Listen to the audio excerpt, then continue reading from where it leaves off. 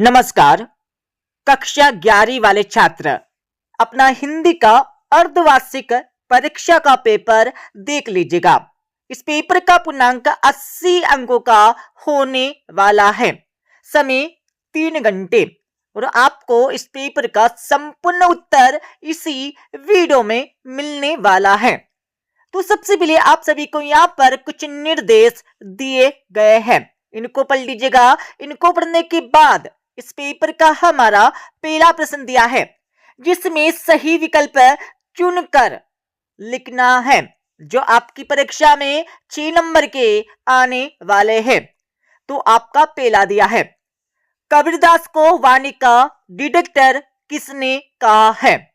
तो कबीरदास को वाणी का डिटेक्टर किसने कहा है, ये आप सभी को बताकर लिखना है।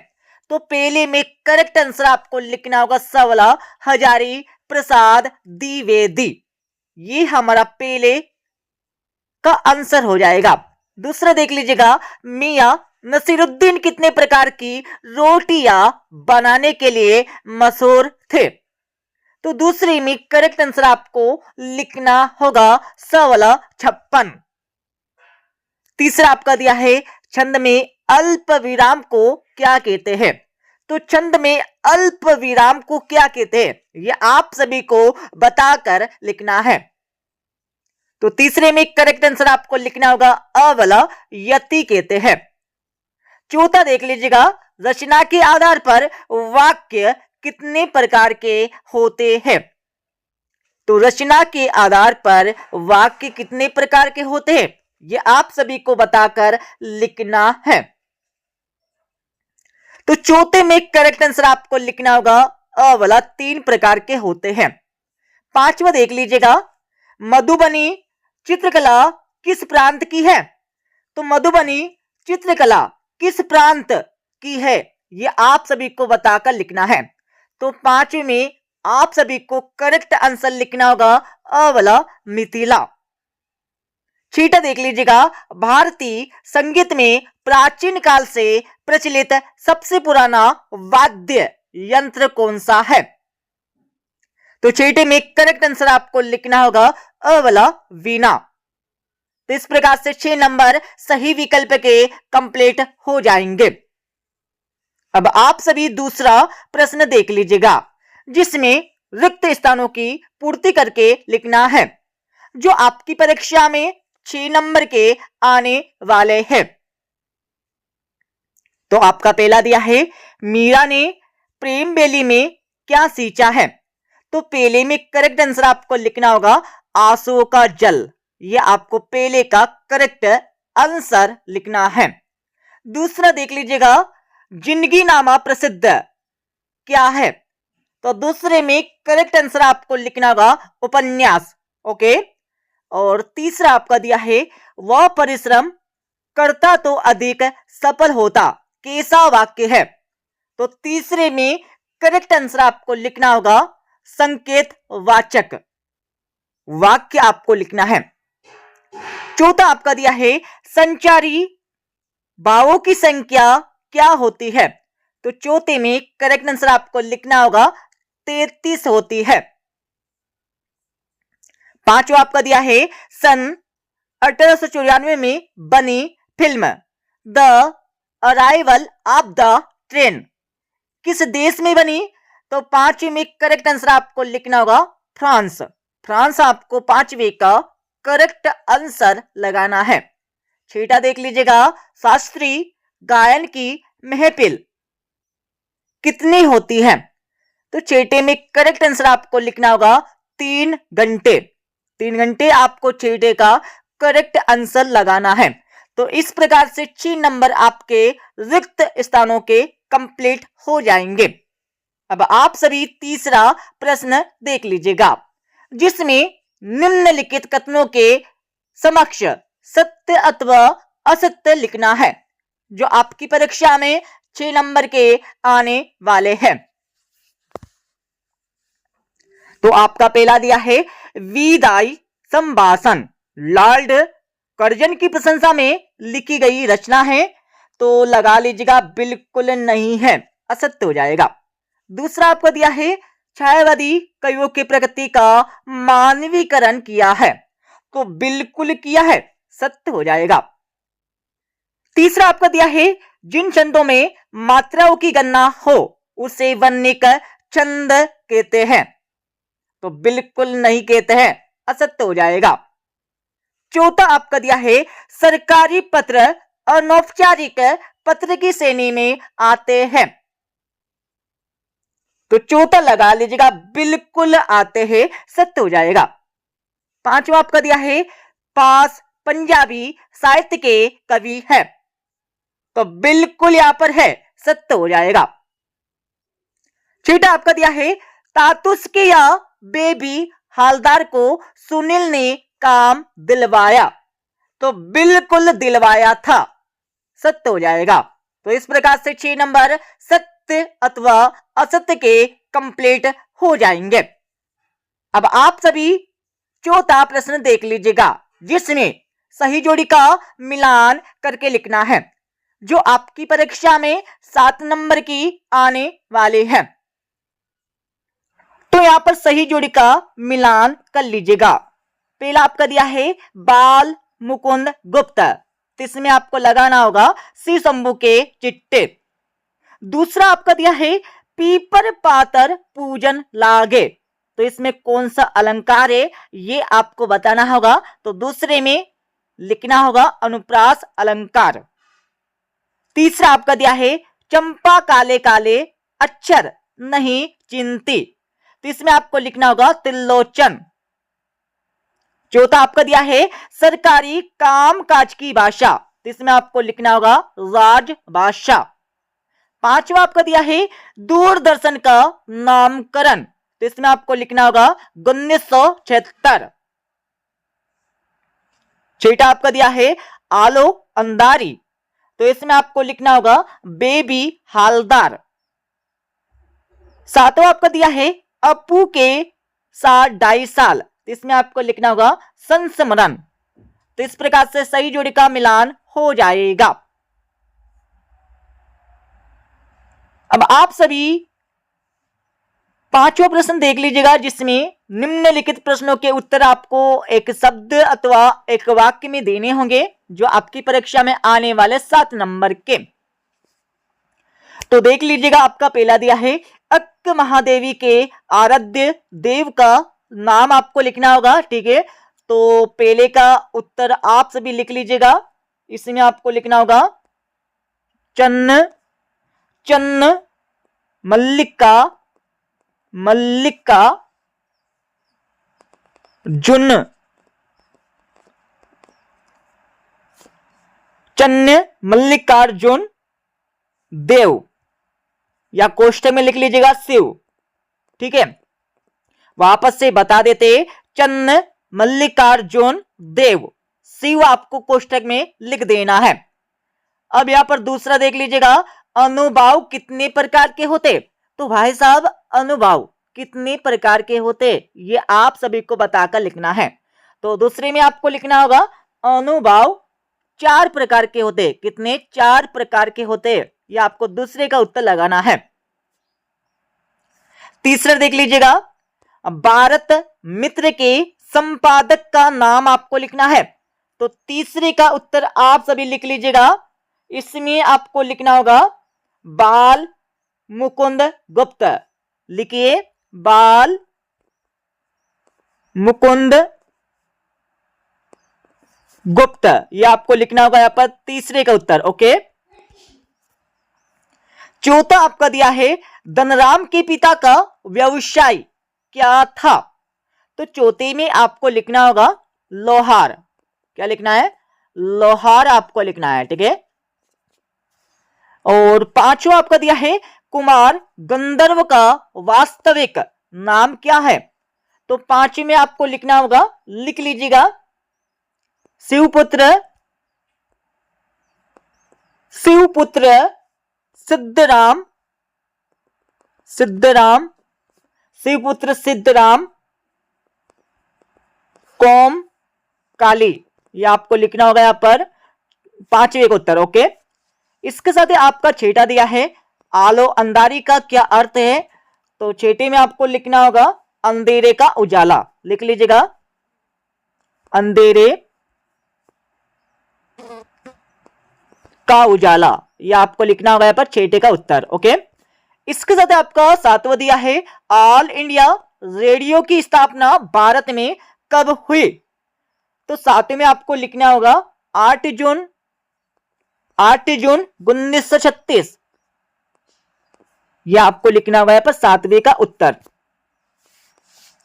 अब आप सभी 2-2, 3-3 एवं 4-4 नंबर के प्रश्न देख लीजिएगा, सभी के आंसर आपको बता देंगे इसी वीडियो में। तो आपका छठा प्रश्न दिया है प्रगतिवादी कविता की 2 विशेषताएं आपको बताना होगा। तो आपका दिया है नई कविता की आपको 2 विशेषता बताना है, ठीक है। दोनों के उत्तर आपको बता देंगे। सातवां आपका दिया मीरा कृष्ण की उपासना किस रूप में करती है और वह रूप कैसा है, इसके बारे में आपको बताकर लिखना होगा। तो आपका दिया है अपना घर से क्या तात्पर्य है, इससे बोलने की बात क्यों कही गई है, इनके बारे में आपको बताकर लिखना होगा। आठवां आपका दिया है विशेषोक्ति अलंकार की परिभाषा आपको उदाहरण सहित लिखना होगा।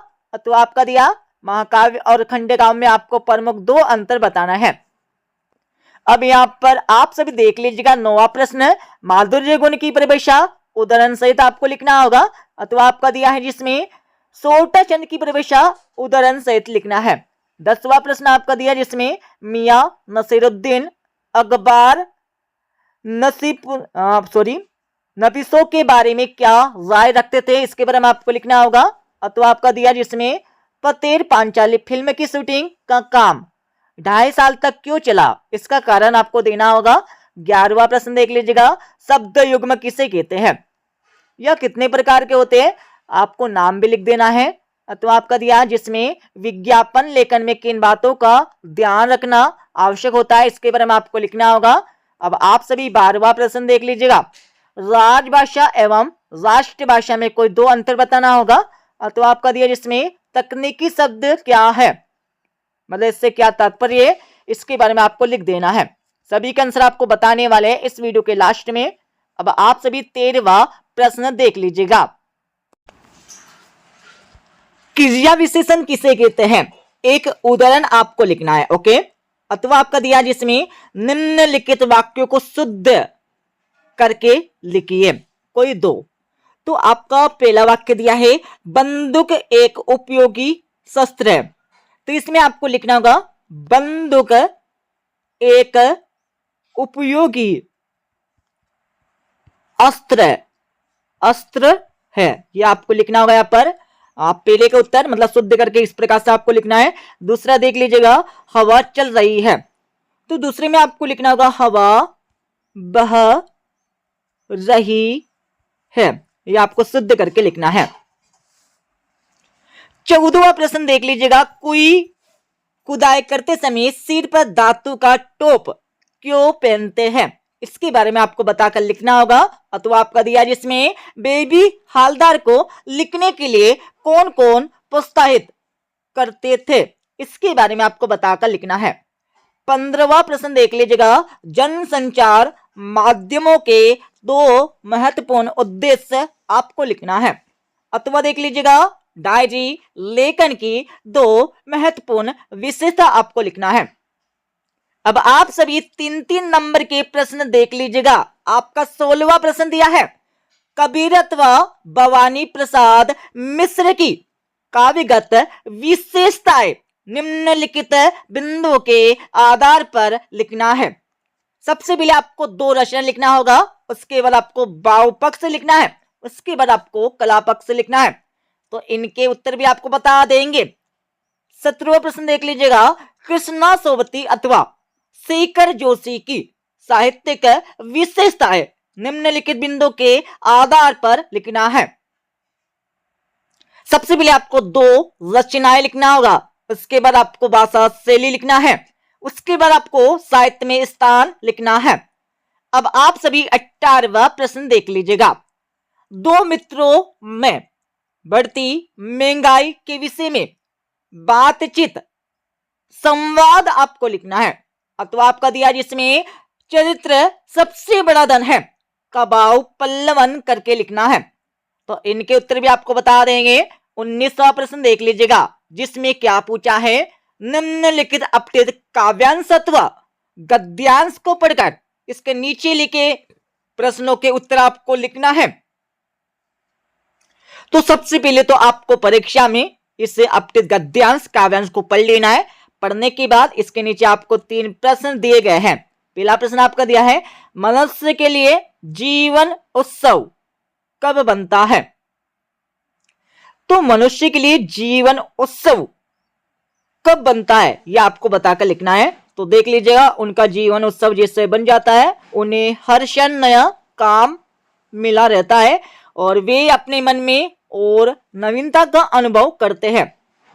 तो ये आपको लिख देना है यहाँ पर पहले का उत्तर। दूसरा आपका दिया है, उपयुक्त गद्यांश का शीर्षक आपको बताना होगा। तो शीर्षक लिख लीजिएगा, इसमें आपको लिखना होगा जीवन का महत्व। जीवन का महत्व, ये आपको इसका विषय शीर्षक आपको लिख देना है। और तीसरा आपका दिया है, संतोष शब्द का विशेषण लिखना है।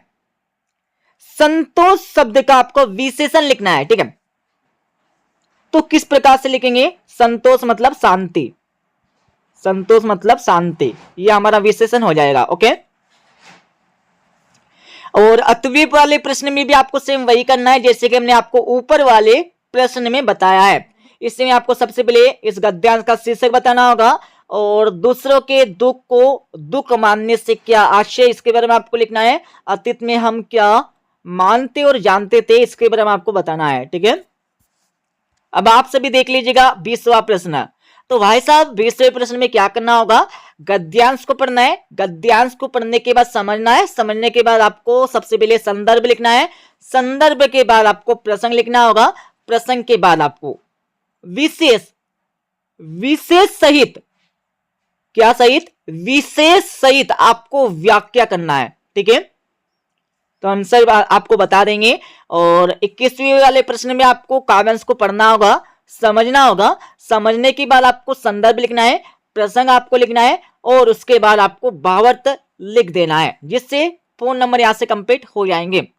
अब आप सभी देख लीजिएगा यहां पर 22वां प्रश्न। तो भाई साहब 22वें प्रश्न में क्या करना होगा, देख लीजिएगा। नगर पालिका अध्यक्ष को नियमित सफाई न होने पर एक शिकायती पत्र लिखना है। शिकायत पत्र आपको लिख देना है। अतिथि वाले प्रश्न में आपको वाद विवाद प्रतियोगिता में प्रथम स्थान प्राप्त करने पर अपने मित्र को बधाई पत्र लिखना है। और 23वें प्रश्न में आपको सभी को क्या करना है, किसी एक विषय पर रूपरेखा सहित निबंध लिख देना है। तो अब मैं इस पेपर का आप सभी को फुल सॉल्यूशन बता देता हूं। जैसे कि हमने आप सभी को क्वेश्चन नंबर 1 से लेकर 5 तक के उत्तर पहले बता दिए। अब आप सभी 6 से लेकर 23 तक के प्रश्नों के उत्तर देख लीजिएगा। तो ये हमारा 6ठे प्रश्न का उत्तर हो जाएगा, ठीक है। और ये हमारा 6ठे प्रश्न का अथवे का उत्तर आपका यहाँ पर हो जाएगा। अब आप सभी देख लीजिएगा 7वें प्रश्न का उत्तर। तो ये हमारा 7वें प्रश्न का उत्तर हो जाएगा। 7वें के बाद आगे हम चलेंगे तो आप सभी को यहाँ पर 8वें प्रश्न का उत्तर मिल जाएगा, ठीक है। 8वें का पहला और इसका अथवा वाला का आंसर आपको दिया है। अब आप सभी देख लीजिएगा 9वें प्रश्न का उत्तर। ये हमारा 9वें प्रश्न का उत्तर हो जाएगा। 9वें के बाद आप सभी देख लीजिएगा यहाँ पर 10वें प्रश्न का अथवे का उत्तर, ओके। और आप सभी को यहाँ पर 11वें प्रश्न का उत्तर मिल जाएगा। 11वें के बाद आप सभी को यहाँ पर 12वें प्रश्न का पहला एंड इसके अथवे का उत्तर यहाँ से मिल जाएगा। और यहाँ पर 13वें प्रश्न का उत्तर देख लीजिएगा। 13वें के बाद आगे हम चलेंगे तो आप सभी को 14वें प्रश्न का उत्तर मिल जाएगा, ओके। और 15वें प्रश्न का उत्तर भी आपको यहाँ पर मिल जाएगा। 15वें के बाद आप सभी को 16वें प्रश्न का उत्तर यहाँ से मिल जाएगा, जिसमें 2 रचनाएं आपको लिखना होगा, भाव पक्ष और कला पक्ष आपको लिख देना है। और ये हमारा 16वें प्रश्न का अथवे का उत्तर आपको यहाँ से मिल जाएगा, जिसमें भवानी प्रसाद मिश्र की 2 रचना आपको लिखना होगा, भाव पक्ष लिखना है और थोड़ा नीचे आएंगे तो यहाँ पर आपको कला पक्ष यहाँ पर लिखना है, ठीक है। देख लीजिए यहाँ पर कला पक्ष आपको दिया है, ओके। और इसके साथ ही आप सभी को 17वें प्रश्न का उत्तर आपको दिया है और 17वें का अथवे का उत्तर आपको यहाँ पर दिया है। और 18वें प्रश्न का उत्तर देख लीजिएगा, जिसमें संवाद आपको लिखना है, बातचीत आपको लिखना है। इस प्रकार से आप परीक्षा में बातचीत संवाद लिख सकते हैं। ओके। और 19वें प्रश्न का उत्तर देख लीजिएगा, ये हमारा 19वें प्रश्न का उत्तर आपका हो जाएगा। 19वें के बाद आगे हम चलेंगे तो आप सभी को 20वें प्रश्न का उत्तर मिल जाएगा, जिसमें सबसे पहले आपको संदर्भ लिखना है, प्रसंग आपको लिखना है, वाक्य आपको करना है। ओके। और 21वें प्रश्न का यहाँ पर उत्तर आपको मिल जाएगा, जिसमें संदर्भ, प्रसंग और थोड़ा नीचे आएंगे तो आपको यहाँ पर वाक्य करना है। इस प्रकार से पूरा देख लीजिएगा उत्तर। और यहाँ पर 22वें प्रश्न का उत्तर देख लीजिएगा, जिसमें एक शिकायती पत्र आपको लिखना है। ठीक है, तो इस प्रकार से आप परीक्षा में शिकायती पत्र लिख सकते हैं, पूरा देख लीजिएगा। और यहाँ पर हमारा 22वें प्रश्न का अतवे का उत्तर आपको यहां से मिल जाएगा। ठीक है, पूरा ऊपर से लेकर नीचे तक आप सभी देख लीजिएगा। और 23वें प्रश्न में क्या करना है, तो 23वें प्रश्न में आपको किसी एक विषय पर एक निबंध लिखना होगा। तो हमने आपके लिए विद्यार्थी जीवन और अनुशासन के ऊपर एक निबंध यहाँ पर दिया है। तो इस प्रकार से आप परीक्षा में निबंध लिख सकते हैं, बट आपको परीक्षा में सबसे पहले लिखना होगा रूपरेखा। ठीक है, ये आपको ध्यान देना है, क्योंकि रूपरेखा आपकी परीक्षा में आने वाली 1 नंबर की, और पूरा आप निबंध लिखेंगे तो यहाँ पर 3 नंबर का आपका निबंध हो जाएगा। टोटल मिला के 4 नंबर यहाँ से कंप्लीट होने वाले हैं। ठीक है, तो सबसे पहले आपको रूपरेखा तो बिल्कुल लिखना है, उसके बाद आपको प्रस्तावना, विद्यार्थी जीवन और अनुशासन, और इसको लिखने के बाद नीचे हम आएंगे अनुशासन का महत्व, अनुशासन की आवश्यकता, अनुशासन के नियम और उपसंहार। इस प्रकार से आपको परीक्षा में निबंध लिख देना है। तो हमने आपको इस पेपर का फुल सॉल्यूशन बता दिया, पूरा पेपर याद कर लीजिएगा। ठीक है, मिलते अगले वीडियो में।